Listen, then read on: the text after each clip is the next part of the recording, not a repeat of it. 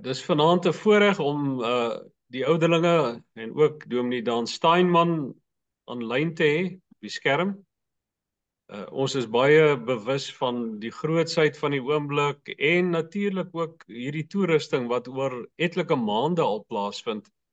Ons praat van die gevorderde toerusting ouderlinge en ons het vanaand vir ouderling Van Beeslaar wat ook op die kommissie van die Algemene Kerkvergadering is en Dries is ook op die kommissie, Dries Leroux. Hy is nou weer weg. Die twee kommissielede, daar is hy, Dries, twee kommissielede wat inskakel. So baie dankie vir julle teenwoordigheid ook. En ek het voordat ons met die opname begin het gesê dat Van is in sy 5de jaar van die diploma by Nederskiels. Hy en Susan daarbey betrokke. En hierdie is eintlik vanaand in 'n sin 'n stukkie praktiese eksamen ook vir hom. Dis deel van 'n projek wat hy aangepak het en Van baie dankie dat jy ingestem het en ons wens jou baie sterkte toe en ons sien baie uit na jou aanbieding. Jy's welkom. Ek wil maar vra dat die res asseblief hulle mikrofone sal afskakel. En nou kan julle dalk ook julle video's so 'n bietjie stil maak terwyl hulle ook van die agtergrond beelde wat baie keer flits en iemand wat rondkyk of aandag wat afgetrek word. Dit maak dit vir die aanbieder dikwels moeilik. So kom ons gee vir Van geleentheid. Ek weet nie wat het gebeur nie. Ja, sy nou. Welkom.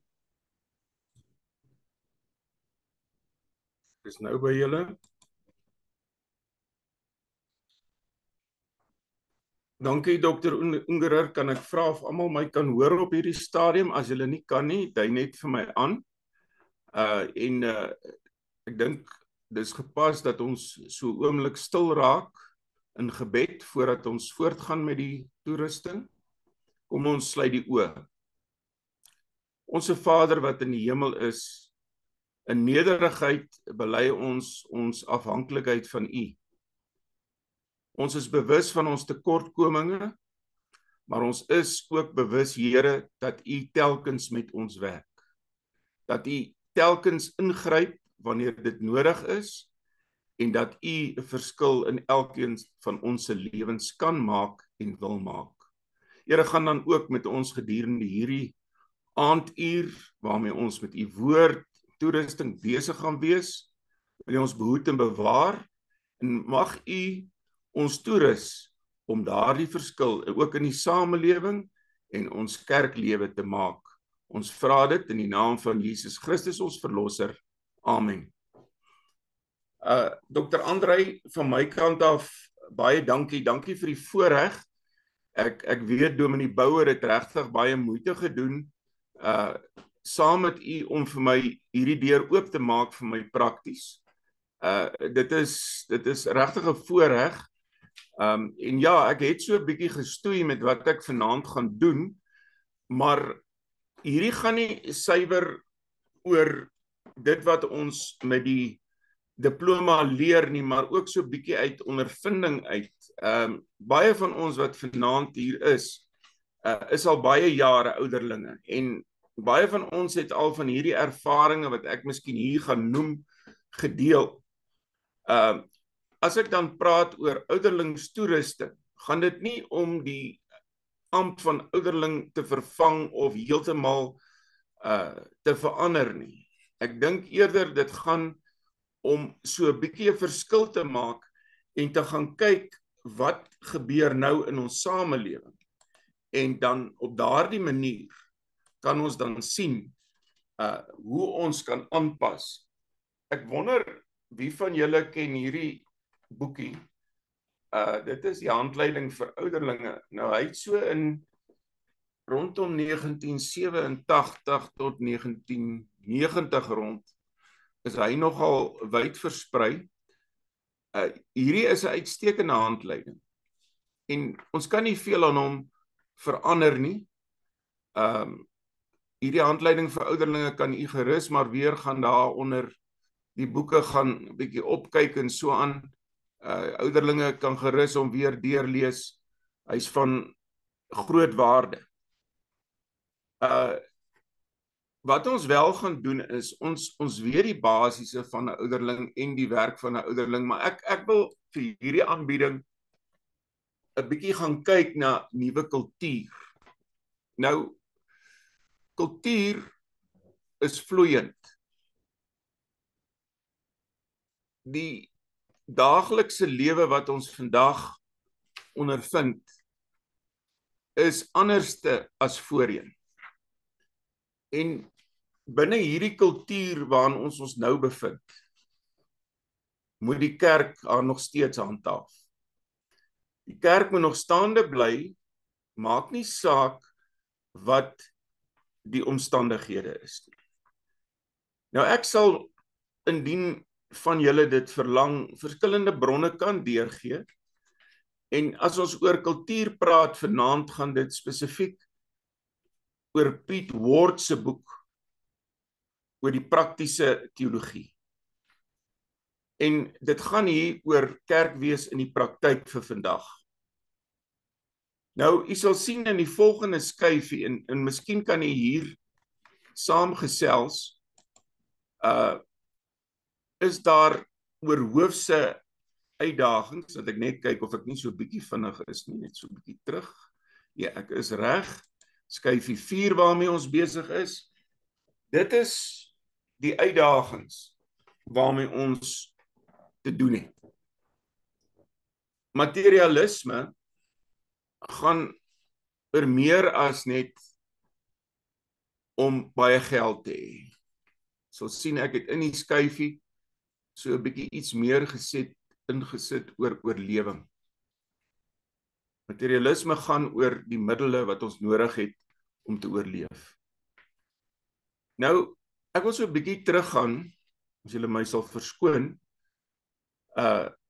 na 1948, kan ons onthou het die Afrikaner feitelik enige pos gekry in die staatsdiens. Hy kon net doeteenvoudig na matriek, kon hy gaan en hy kon in die staatsdiens, poskantoor, in watter sektor ook al, kon hy inbeweeg en hy kon 'n bepaalde werk daar kry.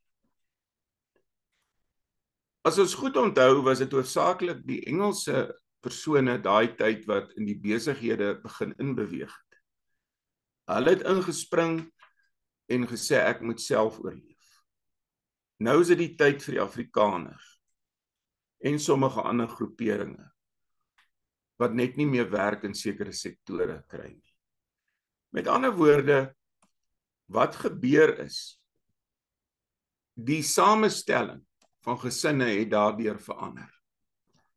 Pa het nie meer die werk van 9 tot 5, nie in 'n Saterdag en Sondag af nie.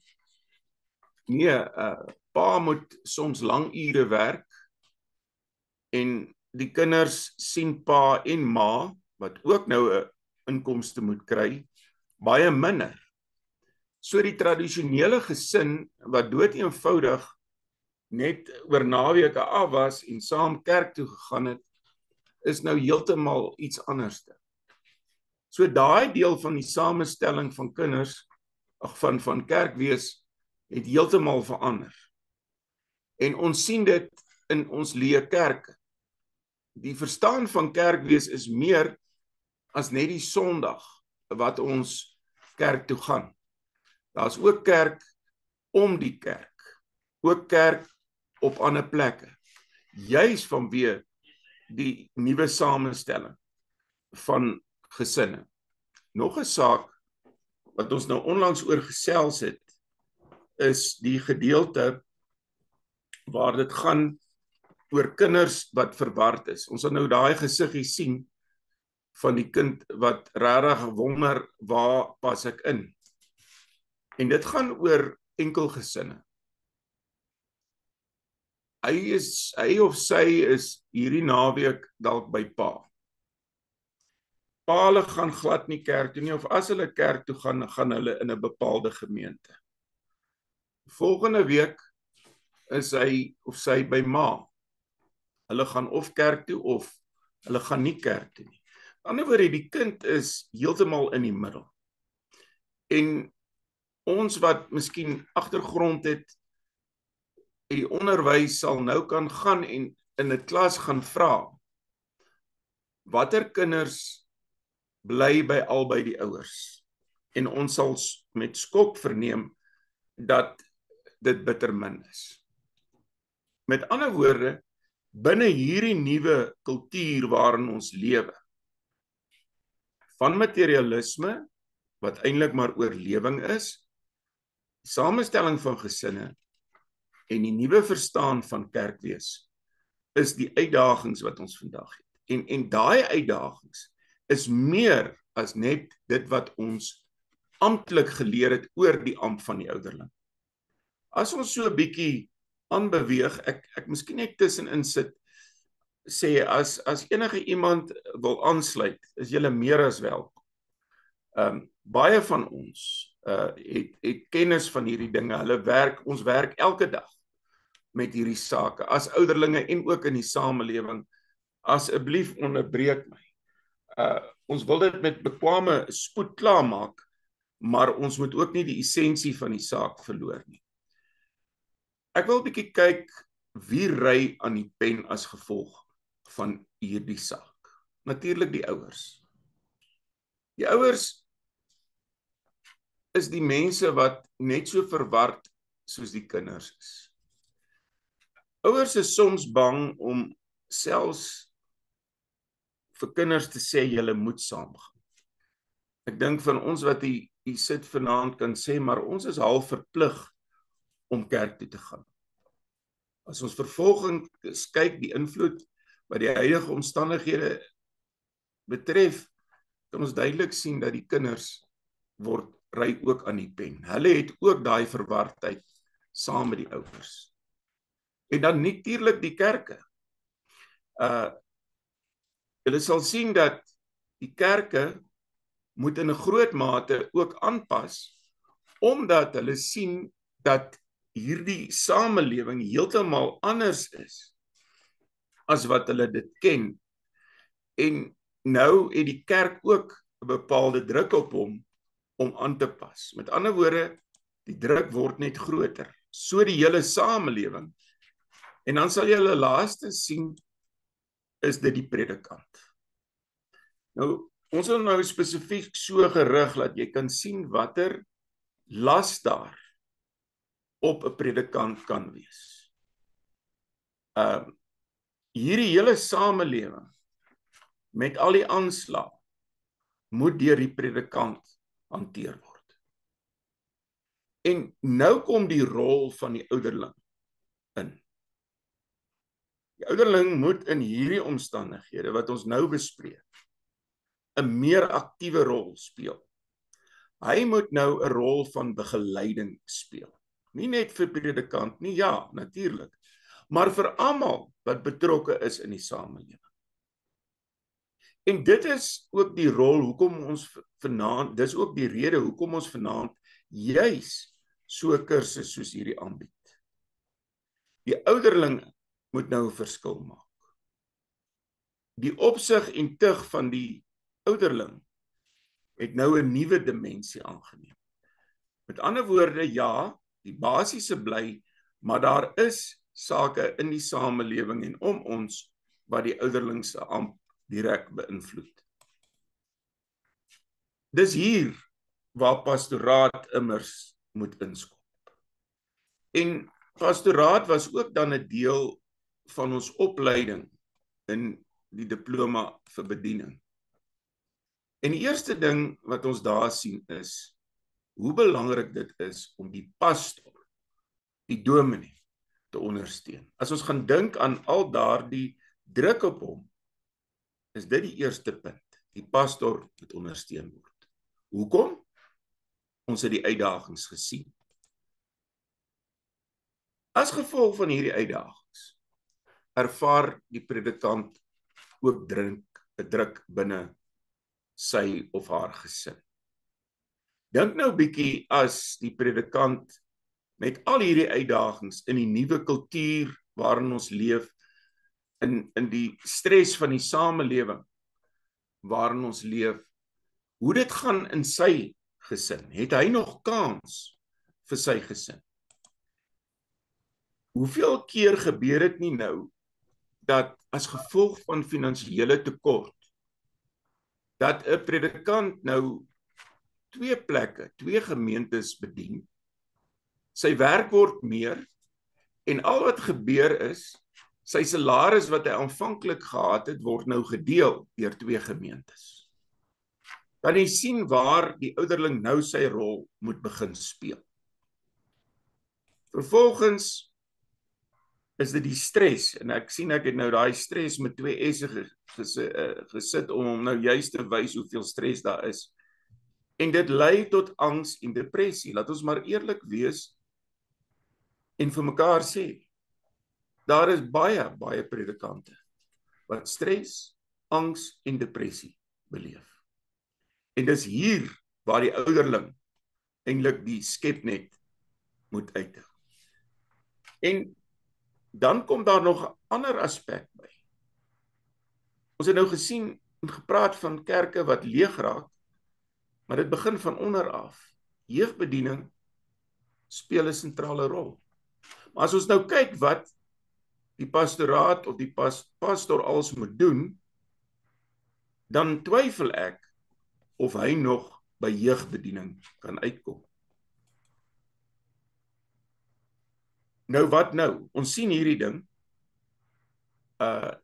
Ek wil, voor ons na die opskrifies kyk, wil ek vir julle 'n scenario net hier skets. Die predikant was die week by huisbesoek. Hy moes dringend iemand nog sien wat 'n ernstige saak het. Hy was Saterdag besig met fondsinsameling. Sondagoggend is sy gesin bietjie laat. Hy's geïrriteerd. Hy's haastig, hy moet nog 'n paar sake afhandel in die konsistorie en nou moet hy rustig op die kansel gaan klim. En ons moet dit respekteer, dat ons iets oorvat van die dominee. Ons moet dalk hom nie net druk om te sê hoe het hy die huisbesoek die week ervaar nie en waar is daar probleme nie. Dit is moontlik om alleen huisbesoek te gaan doen. Dit is moontlik om siekebesoek en hospitaalbesoek veral in die afwesigheid van die predikant te doen. Dink maar aan die predikant met twee gemeentes. As hy by die een is, wie gaan instaan by die ander een? En dan 'n baie belangrike ding. Besoek ons ouderlinge nog die predikant. Gaan bid ons vir hom en sy gesin. Gaan sit ons bietjie en gesels. Kom ons hoor ook hoe hy voel oor bepaalde sake.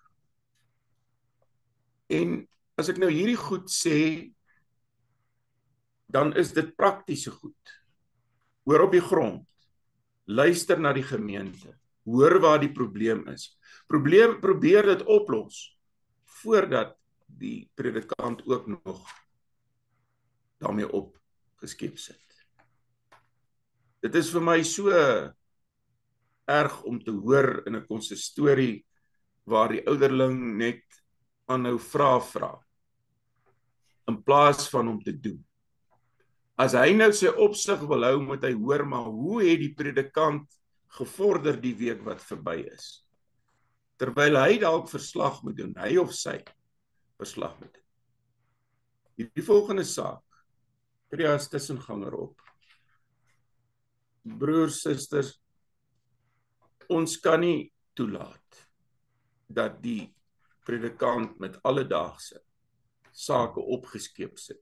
Hou sekere goed van hom weg waar dit moontlik is en waar dit nie skade kan doen nie en wat jy as 'n ouderling kan oplos sonder om hom te bemoei met allerhande ander sake. En wanneer daar konflik is, wees die tussenganger om seker te maak dat probleme betyds aangespreek word en nie krisisse word. Ek het in die tyd wat ek by die kommissie was en Dries, Jy sal met ons saamstem. Dr. Ungerer, julle weet almal. Dominee Steinman, jy weet, jong predikante moet beskerm word. Onthou, hulle word geleer om die evangelie te verkondig en dit is die belangrikste. En daarom moet jy as ouderling om daai predikant moet jy toemaak. Jy moet hom of haar beskerm. Want daardie predikant kan vir jou goud werd word. Goud werd word en vir die toekoms. Daai beskerm is baie belangrik. Dan help die pastor met jeugbediening. Dit is so dat ons maar net hoor van die jeugbediening. Die ouderling is bietjie oud, hy kan nie saamgaan na die kamp toe nie, maar daar is baie ander goed waarmee die ouderling kan werk. En kom ons wees ook aktief wat dit aanbetref. Ek het hierdie wat nou spesifiek gesê. Gaan hieroor, as daar 'n werkswinkel aangebied word, oor hierdie saak, wat 'n ouderling die pastor gedeelte moet hanteer, pastoraal moet werk, dat ons dit sal bywoon. Dit is ook deel van die diploma in bediening. Dis een van die modules. Ons gaan later kom by die ander modules. Maar op hierdie stadium is dit die praktiese wat ons nou kan doen. Is almal nog reg, rustig? As daar geen vrae is nie, gaan ek na die volgende skyfie toe. Ek wil so bietjie oor hierdie Ek sien Dries se hand is op. Ekskuus Dries, jy's welkom. Ouderling van, ekskuus, maar ek sien my rekenaar is amper pap hoor. Ek wil net vinnig sê oor die dominee se huisbesoek ook, waar 'n ouderling by die pastorie gaan huisbesoek doen. Dit is verskriklik belangrik dat in elke gemeente daar 'n ouderling sal wees wat wel by die dominee ook huisbesoek doen. En die ouderling moet eintlik vertroue.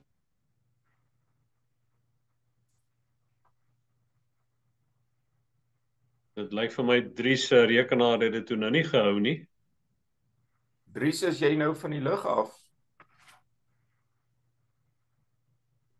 Dit klink vir my so. Maar ek dink Dries wou iets sê rondom die vertrouensverhouding wat jy kan bou. As jy kan luister, dink ek. Dr. André, sal jy met my saamstem as ek dit so sê? Ja, ek dink definitief van dit gaan oor vertrouensverhouding. En dit is natuurlik iets wat oor lang tyd heen kom. Dit gebeur nie oornag nie. Dit is maar tyd en besondere aandag en alles wat daarmee saamgaan. So ook elke ander verhouding binne gemeente, verband, ouderling, lidmaat en wat daarmee saamgaan. Dit is maar tyd en toewyding. Baie dankie. Is daar aan van die ander ouderlinge wat miskien hieroor spesifiek wil praat oor huisbesoek aan die predikant en ons gaan nou praat oor die praktyk van huisbesoek. Julle is meer as welkom.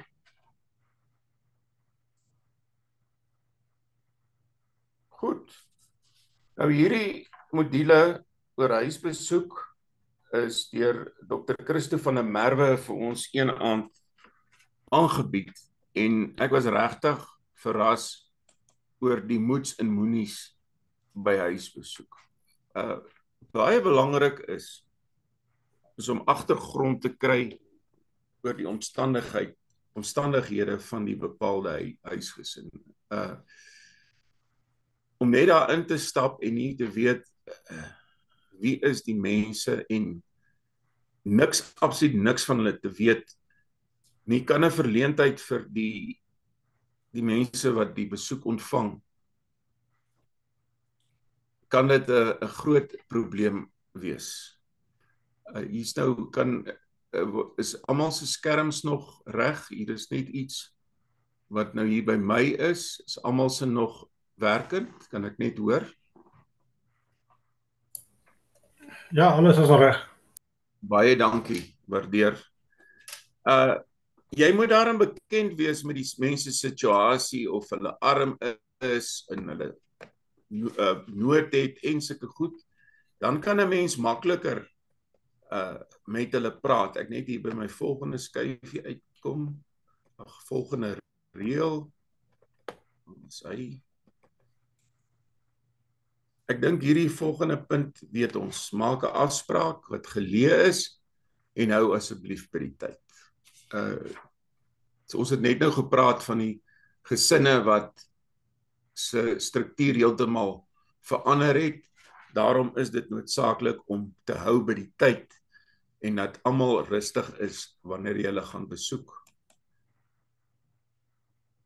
Wanneer dit nuwe persone is, kry aanklank met die mense, dat jy daarom vooraf ietsie kan gesels met hulle. Jy sien byvoorbeeld hierdie ou het modelkarretjies wat hy uitstal in die sitkamer en so aan. Dit kan 'n aanknopingspunt wees om die mense meer op hulle gemak te laat voel. Onthou nou, jy is nou alleen as 'n ouderling daar. So jy moet daai kommunikasie moet jy reghou. En deel van daai kommunikasie is om te luister. Vra en vind uit.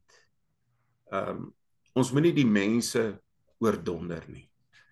As jy luister, is dit alreeds 'n manier om mense te laat ontspan en te laat oopmaak teenoor jou wanneer dit nodig is.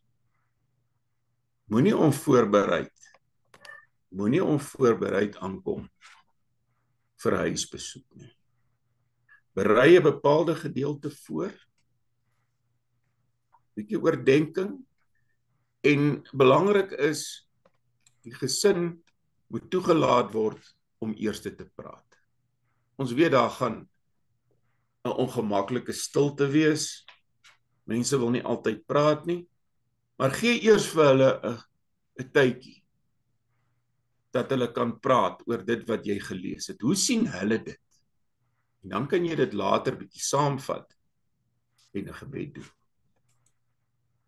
En dit is so dat mense dalk 'n bietjie strikvrae kan vra, nie moetswillig nie, maar 'n vraag wat jy nie kan antwoord nie, en wees eerlik. Sê maar ek weet nie, ek sal gaan uitvind en ek sal terugvoer weer gee, maar as jy dit vir hulle sê, dan moet jy wel terugvoer gee. Jy moet terugkom na dit. En dan een ding wat baie belangrik is. Vir my, debatte oor kerkgroepe, politiek en al die ander goed wat in die pad staan van gemeente wees en ouderling wees en die gemeentelede wat jy besoek.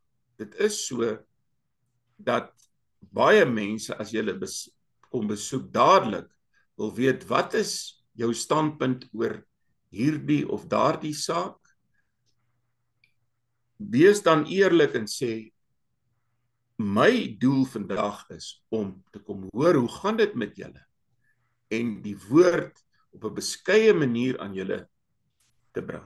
Dit is immers die doel met huisbesoek. Ons moet baie versigtig wees en goed voorbereid wees as ons 'n huisgesin besoek. Maar wees ook gewaarsku.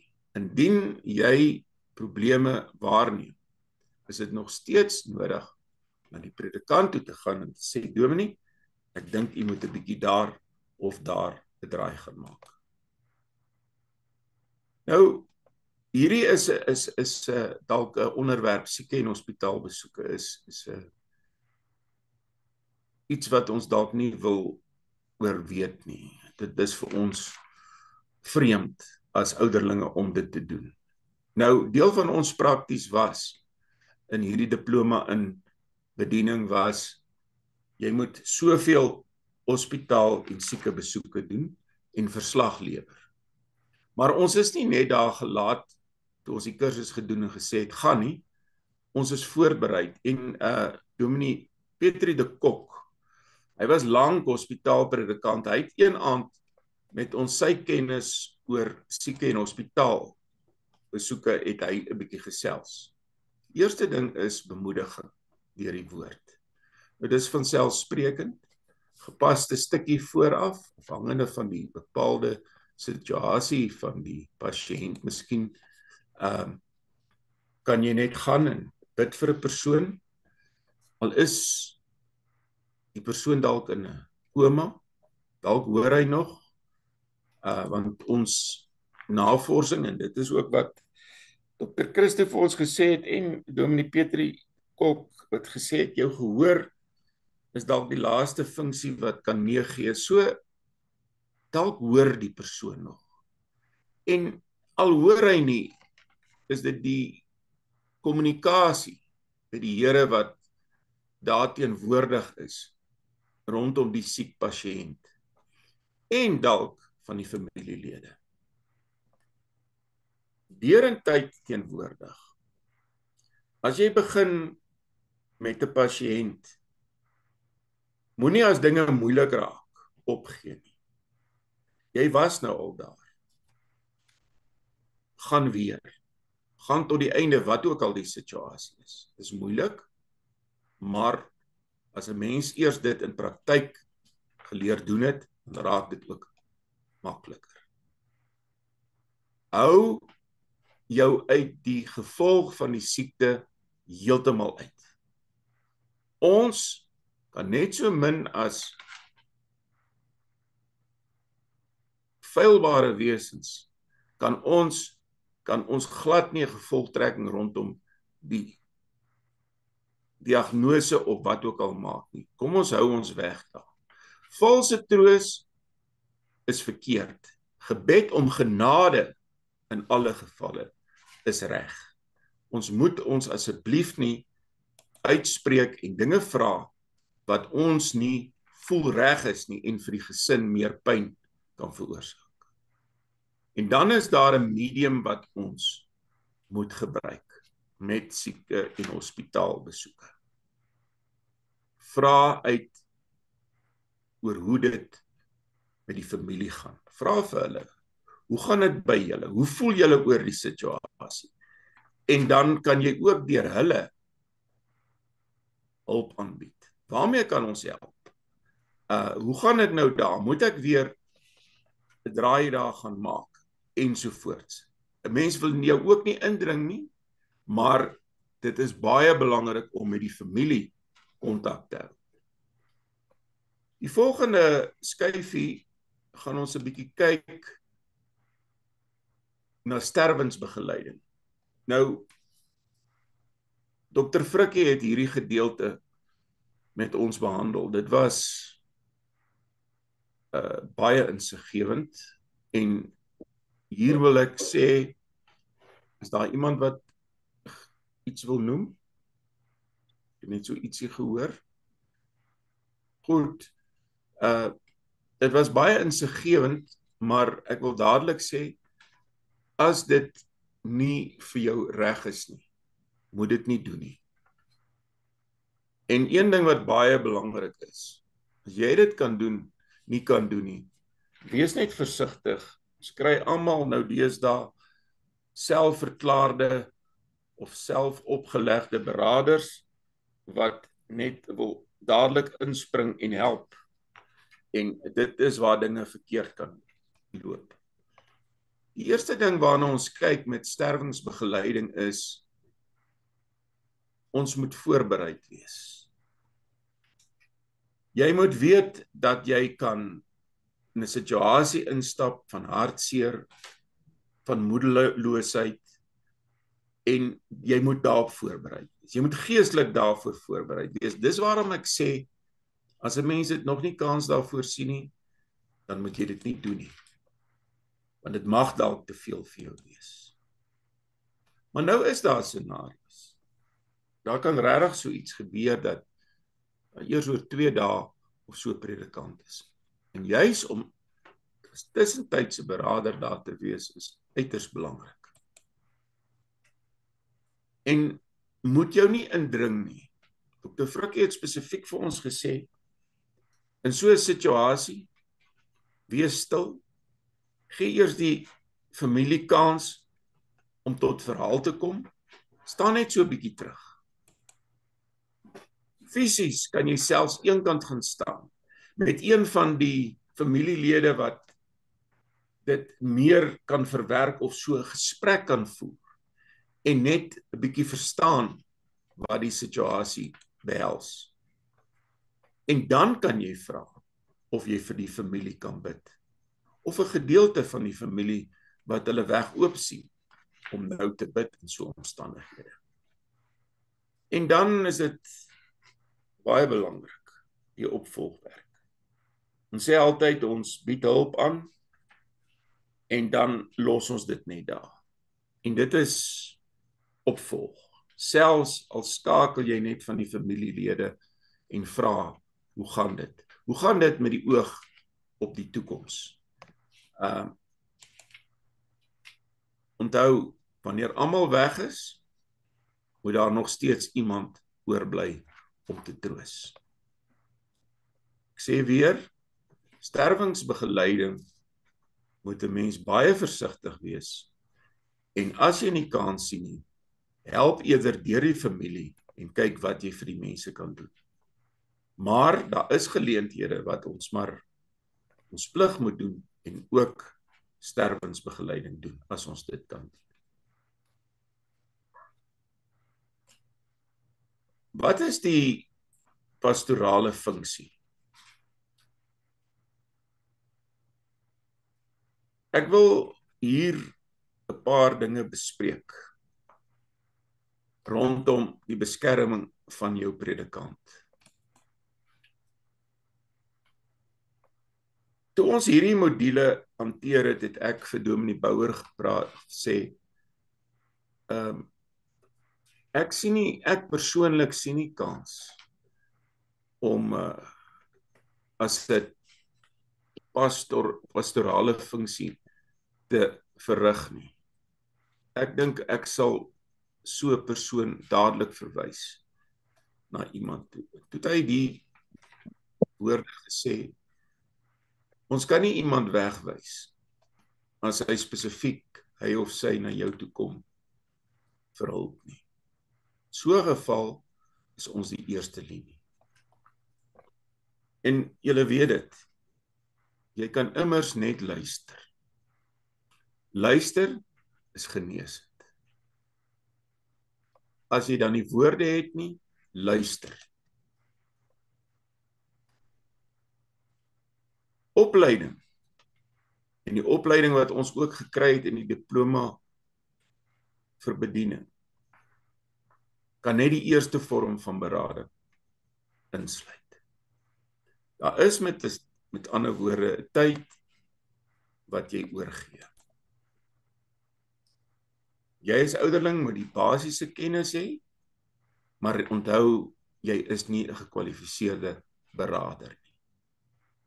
Dit is eintlik gevaarlik om jou op die terrein te begewe, al die pad, en ons moet weet wanneer om hierdie krisisgeval oor te gee aan iemand wat professioneel opgeleid is om hierdie saak te hanteer. Baie versigtig wees met die berading, maar luister. Luister na gemeentelid, luister waar daar depressie kan wees en verwys dan met die predikant se kennis daarvan of wat ingelig is, dat hulle kan voortgaan om daardie persoon te behandel en maak seker dat die persoon by die regte plek uitkom. Kan jy sien hoe die rol van die ouderling mettertyd begin verander as ons kyk na die wêreld en die eise van die wêreld om ons. Ek wil so 'n bietjie afwyk nou van pastorskap ensovoorts. Ek wil 'n bietjie terugkom na jeugwerk. Ons sien daai gelukkige gesiggie. En nou wonder ek dadelik, en julle seker ook, of die kind dit in die kerk ook so geniet. En daarom is jeugbediening 'n prominente aspek in die opleiding van ouderlinge. Dis die toekoms van die kerk. Ouderlinge, dis die toekoms van die kerk. En in hierdie diploma in bediening moes ons minstens 2 kampe bywoon, waarin ons 'n riglyn gekry het hoe ons tieners moet hanteer. Dat ons daai vriendelike gesiggie ook nader aan die Here kan bring. Ek gaan voort met hierdie volgende skyfie en ons gaan kyk watter krisisse ons in die gesig staar. En ek het al by die vorige skyfie ook gekyk na hierdie sake. Daar moet vreugde teruggebring word in jeugwerk. Onthou, party geniet dit om deel by die kerk van die kerk te wees. Party vind vreugde daar. Ander soek uitkomste om van die kerk af weg te beweeg. Waar bly pa? Waar bly ma? Is hulle by die werk? Is hulle voor die rekenaar? En dis nou maklik om te sê, en ons hoor dit so baie. Die ouers kom net nie die doopbelofte na nie. En dan wys ons terug na die ouers toe, in plaas daarvan dat ons ouerbegeleiding doen. En ek wil dadelik sê, dit gaan nie oor formele godsdienstprogramme soos ons dit aanvanklik ken nie. Dit gaan oor meer as dit vir die jeug. Kinders leer deur 'n voorbeeld. In ander woorde, kinders moet saam met die ouers deelneem aan kerkaktiwiteite.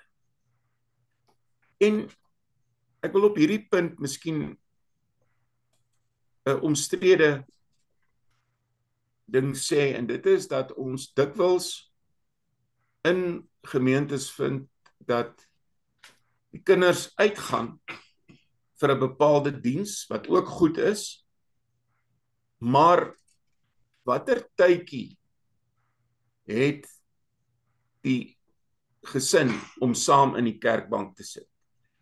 Ek meen, in die katedese klas kan jy tog gesels oor die prediking, en die predikant kan van tyd tot tyd ook die prediking so aanpas. En die ouderling wat verantwoordelik is vir die saak rondom die jeug, moet dit ook so inrig dat dit gemaklik is om die kinders te werk. Baie belangrike ding wat ons as kerk kan doen en as ouderlinge kan doen is, ons moet ouers leer om tyd te bestuur. En hier praat ons van kwantiteit tyd. Nie van kwantiteit tyd nie, maar van kwaliteit. Rig jou tyd so in dat jy daai tyd as die kosbare tyd beskou saam met jou kinders. Ons het gekom op die woord intrekmodel. En dit werk nie. Wat bedoel ek by die intrekmodel? Dit is die tipiese, gaan haal die kind en bring hom kerk. Dit werk gewoon net nie meer so nie. Die samelewing is anders. Ons weet dat kinders doen op Sondag sport. Dis dalk die enigste dag wat die ouers gesaam wil spandeer. So, ons moet uitreik en aanraak. Die model van kinders lok na die kerk toe, gewoon net lok en sê kom kerk toe, werk nie meer nie. Ons moet gaan daar waar die kinders is en hulle aanraak deur dit wat ons doen. Ons moet hulle gaan omarm dat hulle 'n veilige ruimte het waarin hulle kan beweeg. En dan kan die proses stadig aan voortgaan. En die kinders kan uiteindelik by die kerk uitkom. Maar hierdie is nie 'n kitsoplossing nie. En ons weet dat die kommissie op hierdie stadium baie tyd spandeer om te kyk hoe ons die tieners, die jong mense by die kerk kan betrek. En gemeentelede, ouderlinge, asseblief. As daar sulke kampe is, ons het daai kampe bygewoon, dis regtig uitstekend. Moedig kinders aan om dit by te woon. Nou weet ek, groter gemeentes het hulle eie kampe en dis makliker vir hulle. Want kinders wil behoort, hulle wil in 'n groep wees. Maar waar die kleiner gemeentes op die platteland is, moet die gemeentes binne 'n ring ten minste saamwerk om so 'n kamp aan te bied. Ek weet dat Dominee Serfontein het byvoorbeeld verskriklik tyd spandeer om mense te nooi na hierdie kampe toe. En die reaksie was nie so goed nie. Maar gelukkig, as ons dan terugvoering kry, kom daar al meer en meer kinders wat hierdie kampe bywoon. En ons bied dit op 'n vlak aan wat ook vir die kinders verstaanbaar is en dat hulle dit ook geniet, sonder om dit goedkoop te maak. So ons hou dit in gedagte. Dit is vir al die kleiner gemeentes wat hierby baie swaar kry. Gesamentlike kampe en uitstappies is ontsettend belangrik vir die kind. Onthou, hy wil graag sy maatjie by die skool, ook Sondag of by die kamp sien. Dit is hoe kinders werk. Daar waar die meeste is, daar wil hulle wees. So ouderlinge, ondersteun 'n model waar jy uitreik na die gemeentes om jou en te sê, maar kom ons hou 'n bepaalde aksie waar al die kinders kan saam wees. 'n Jeugdag by een gemeente waarin jy verskeie gemeentes nader, dan voel die kind dat hy of sy behoort. Ek gaan nou so 'n bietjie na die meer ander sy van hierdie kursus wat ons deurloop het, hierdie 5 jaar. En dit gaan hier oor die ouderling en die erediens. En ek wil dadelik sê, hierdie aanbieding is glad nie 'n advertensie vir die bepaalde diploma nie. Daar is tussentydse kursusse wat aangebied word, wat ons kan toerus vir bepaalde omstandighede. En dit is my pleidooi vanaand. Laat ons eerstens die sake wat kritiek is, jeug, die druk in die samelewing, dat ons eers daarna kyk en dan meer gevorderd kyk na die ouderling in die erediens. En ouderlinge word nou formeel, hierdie 5 jaar is formele opleiding. En dit is 'n geakkrediteerde diploma waarna ons kyk. Ons vat hom so 'n bietjie verder as waaroor ons nou reeds gesels het. Die ouderlinge wat hierdie kursus meemaak, voltooi al die opdragte. Dit beteken nou glad nie dat die ouderlinge nou ewe skielik net moet hierdie kursus gaan doen nie. Daar is modules wat aangebied word. Daar waar 'n bepaalde nood is, moet die ouderling daardie module gaan bywoon. Maar met hierdie diploma in bediening kry ons ook opleiding in die Ou en die Nuwe Testament. So 'n bietjie agtergrond. Ek weet Dr. Andrei is onderer en baie van die ander dosente wat ons al gehelp het en aanbieders het al gesien uit watter bronne ons werk. En dit is regtig bronne van 'n hoë standaard. Een van die aspekte wat hier aangebied word, Afgesien van die kennis, die basiese kennis om uit die Ou Testament en die Nuwe Testament te kan preek, word daar ook spesifiek vir jou opgelei hoe om 'n preek aan te bied. Ons het dit, ek dink Dr. Dion de Tooy, Dr. André Ungerer, Dominee Hannes van der Merwe het met ons ook oor hierdie sake gepraat. Die aanbied van 'n preek en die voorbereiding van 'n preek. En dit doen ons ook nou in ons 5de jaar weer, waar ons gaan om 'n leesdiens te verpersoonlik. 'n Leespreek moet eie aan die ouderling gemaak word. Hierdie leespreek, as jy hom net aflees, dan is daar nie daardie oomf by wat daar moet wees nie. En verskoon die woord, maar dit wat oorkom na die gemeente toe, is regtig net 'n voorlesing met geen basiese gevoel of beklemtoning van sekere sake. Maar sê ons, die prediking moet gecontroleerd wees. Daar word opleiding gedoen spesifiek, gesê hier is 'n leespreek, gaan maak om jou eie.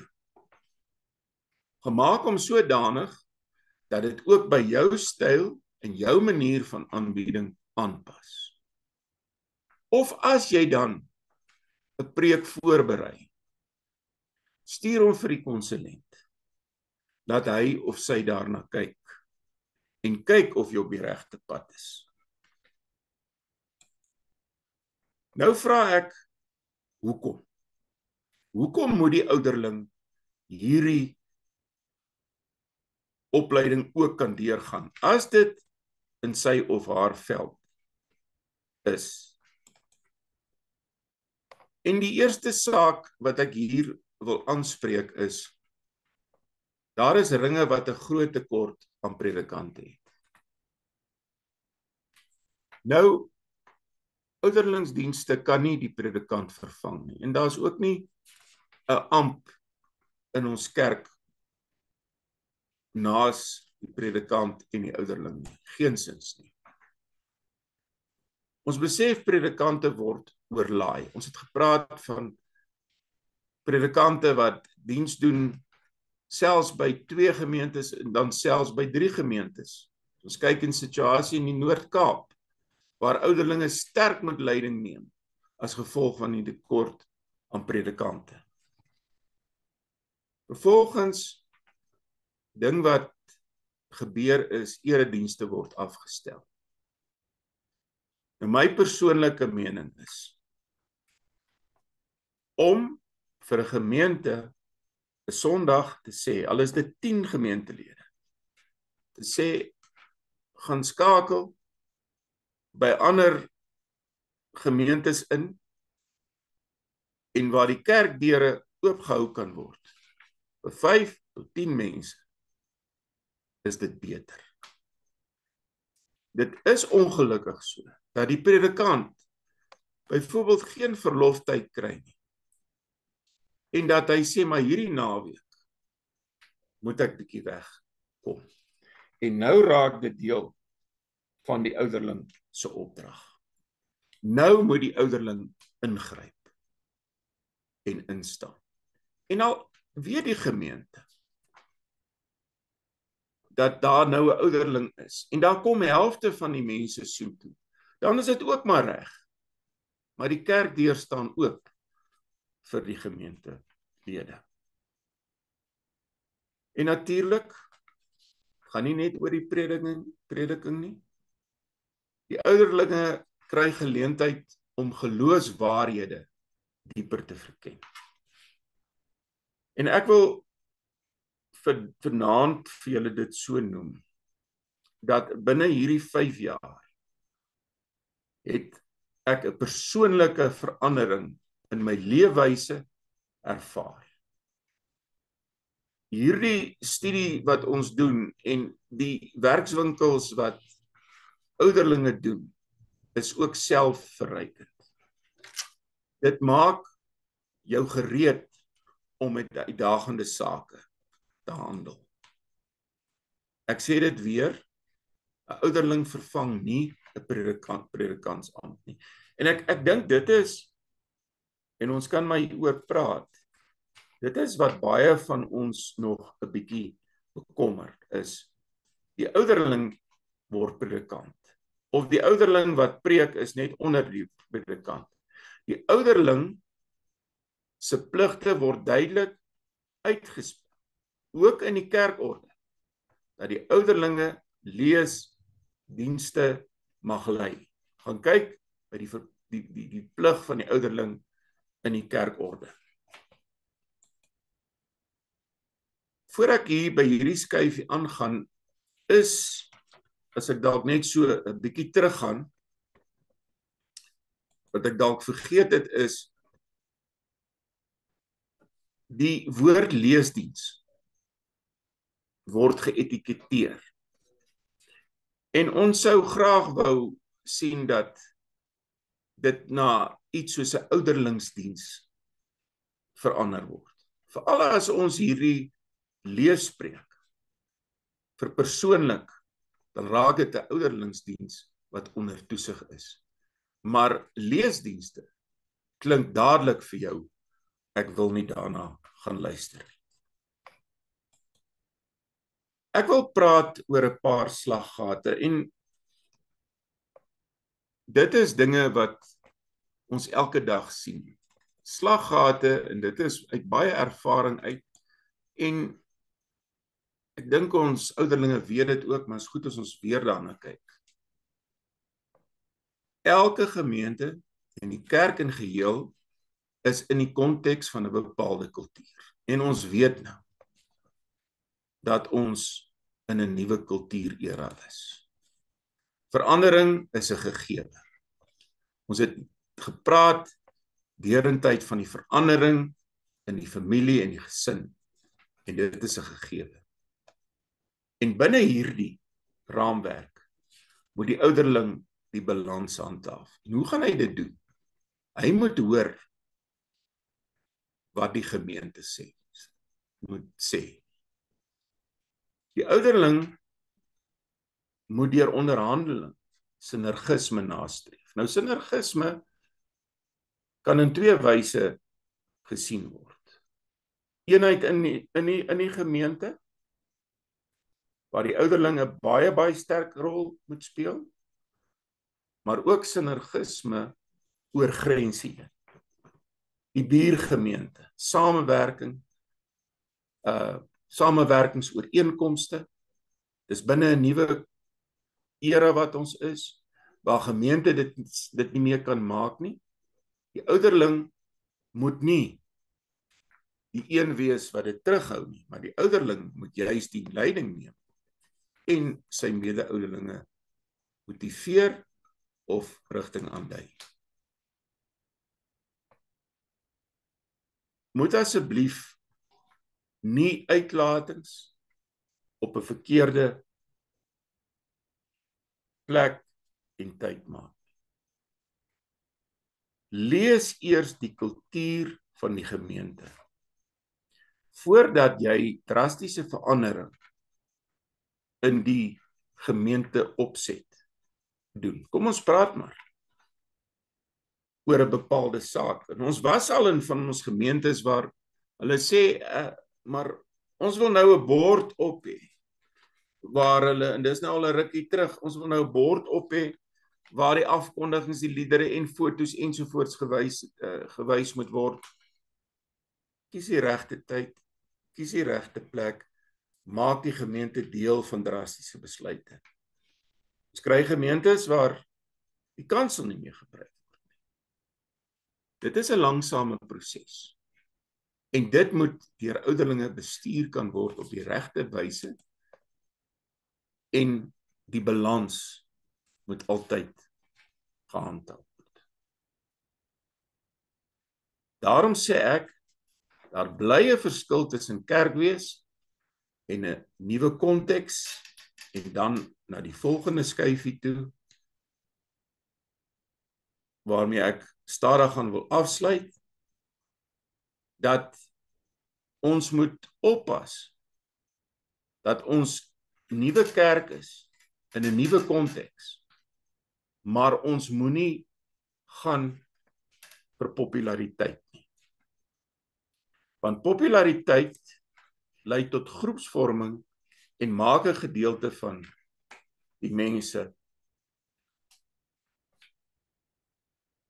anders as die res van die gemeente. En daarvoor moet ons baie versigtig wees. Daar's 'n verskil tussen aanpas by die tyd en populêr wees. Ons kry dit al meer in gemeentes waar hulle sê, kom ons pas sodanig aan dat die mense wil dit ondervind dat hulle nou na 'n lekker plek toe kom. Ek wil afsluit. Is nou by die laaste skyfie.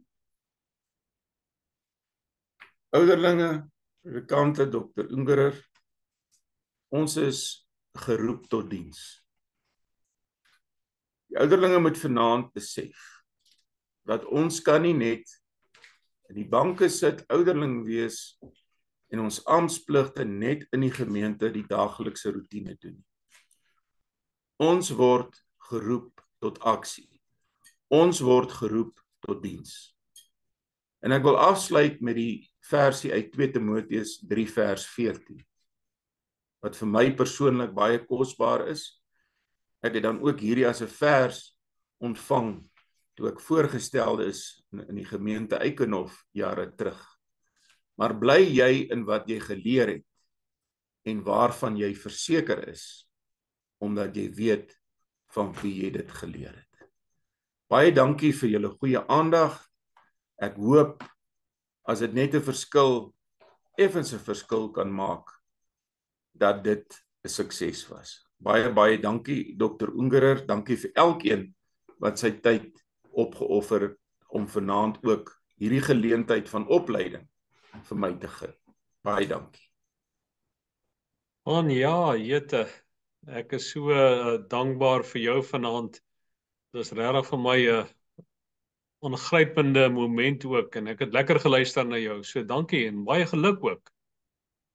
Ek dink jy het baie fasette van ouderling wees na die tafel toe gebring vanaand, en ons het baie geleer ook by jou. En ek dink op die ou end het jy hom ook netjies deurgetrek na eintlik in 'n sin die praktyk nou se dae. Ek dink vanoggend weer gehoor in 'n vergadering dat binnekort daar sal meer as 80 gemeentes wat vakant is. Met ander woorde, waar daar geen predikante is of in die afsienbare toekoms moontlikhede is dat daar 'n predikant gaan wees. En so al hoe meer gaan ouderlinge soos in die vorige eeu, begin van die vorige eeu,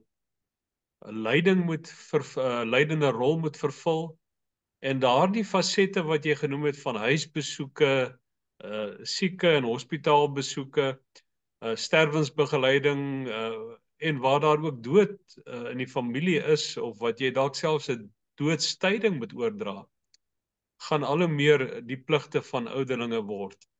En veral in gemeentes waar daar langdurige vakante werkruimtes is. So ek dink dis baie tydig, en die ouderlingkorps in die hervormde kerk sal hulle self baie meer moet begin, dink ek, voorberei vir hierdie situasie. En dan uiteraard het ons nou die gevorderde toerusting ouderlinge, al hierdie modules wat ons deur gehardloop het, soos jy ook tereg genoem het, die diploma is ook 'n moontlikheid. Dit is wel bietjie 'n langer tyd, 5 jaar, en as ek reg onthou is dit omtrent 1 aand 'n week wat julle daarbey betrokke is, nee. Ja, as Woensdae. So, dit is dit. Baie dankie van. En ek sien ook nou vir Susan Foster. Susan, steek net jou hand op, wil net presies weet hoe lyk jy. Ja, Susan. Susan, wil jy waag om te sê jou ouderdom, want as ek reg onthou het jy al redelik gevorderd in jare, mag ek dit vra? En wanneer jy begin, vertel ons net so in 'n neutedop jou verhaal met die diploma. Weet jy mag vra, want so mense oud is soos ek, kan maak dit nie meer saak nie. Ek het eers in 2021 begin, maar toe in my tweede jaar het ek toe die tweede jaar oorgeslaan en in die derde jaar saam met die ander studente begin. Toe moes ek nou die tweede jaar se studie so tussenin saamloop, parallel loop in die tweede jaar, en in die derde jaar en die vierde jaar. Ek het nog 2 modules oor voor my tweede jaar afgehandel is. Maar nou maak ek gelukkig saam met die ander studente klaar en ek is so pas 78. So ja, gelukkig maak ek daarom klaar voor ek 80 is, as die Here my spaar. Ja, en sy is daar by Kobus Pinaar in die gemeente. Kruin, as ek reg onthou, is jou gemeente. Dis reg, is Kruin gemeente, ja. En ek het al, ek skes, maar ek het al 'n hele paar preke gedoen, so en goed ontvang deur my gemeente. Ek het nog nie probleme agtergekom nie, so. Nou ja, dit is die tendens wat gaan gebeur. Ek stem saam met jou van ons moet wegkom van die leesdiens terminologie af. In die ou dae was daar baie meer leesdienste en as die gemeentelede hoor dis 'n leesdiens dan skrik hulle. Ek dink 'n ouderlingsdiens is dalk 'n beter term, veral as die ouderling ook die ouderling se eie diens gemaak het. Met ander woorde ingeleef, ingestudeer en 'n baie meer vrye aanbieding as gewoon die klakkelose lees van 'n preek. So baie beslis stem ek saam daarmee. Is daar enige vrae, kan ek maar so vra, opmerkings wat julle wil maak? Baie welkom.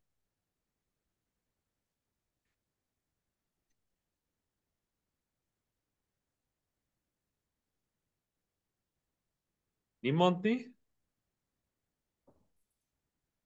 Goed, Vaan, nogmaals geluk en nogmaals baie dankie. Ons het lekker geluister en daar's baie stof tot nadenke. Baie seën vir die laaste paar maande van die diploma vir jou en Susan. En ek sien uit na die dag wat ons ook julle miskien by die kommissie, ek is nie meer by die kommissie nie, maar daai gedeelte kan bywoon waar ons julle ook op 'n manier net erkenning kan gee vir die pad wat julle geloop het. So broers, susters, baie seën vir julle en ek gaan dan nou vir julle almal totsiens sê.